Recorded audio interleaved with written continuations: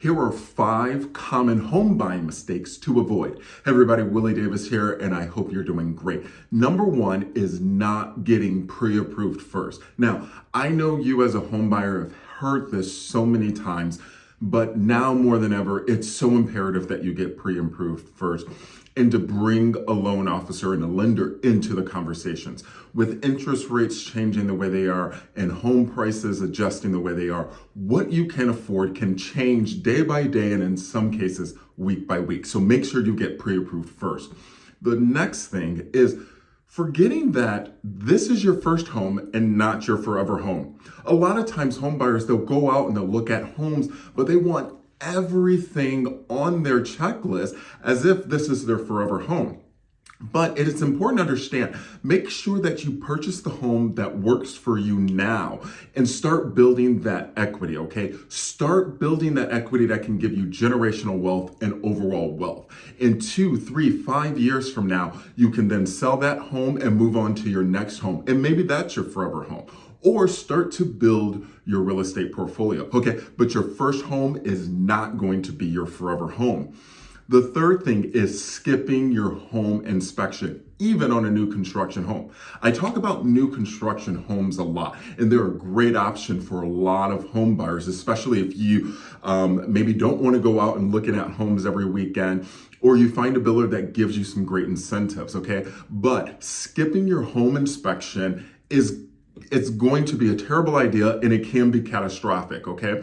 I have had many home buyers purchase new construction homes who have gotten home inspections and they were able to go back to the builder before they closed to make sure the builder took care of some other things and final things to get that home ready.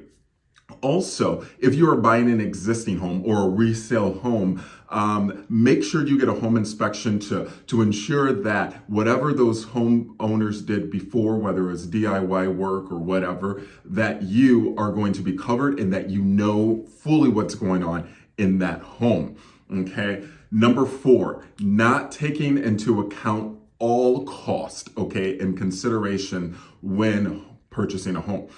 Often all you hear is about your down payment, 0%, 3%, 5%, whatever it is. But there are so many other costs associated with the purchase process, okay? There are some prepaid costs or costs that you pay before you close on the home, such as your appraisal or your inspection that you pay to the inspector.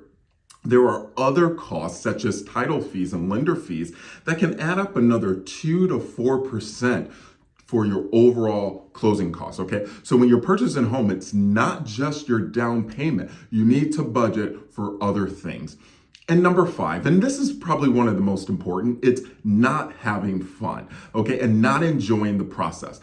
Look, as a real estate agent, I can admit, when I purchased my home, it was not fun for me because I was the home buyer, but I was also working the transaction. And when you're self-employed, the transaction can be a little more difficult.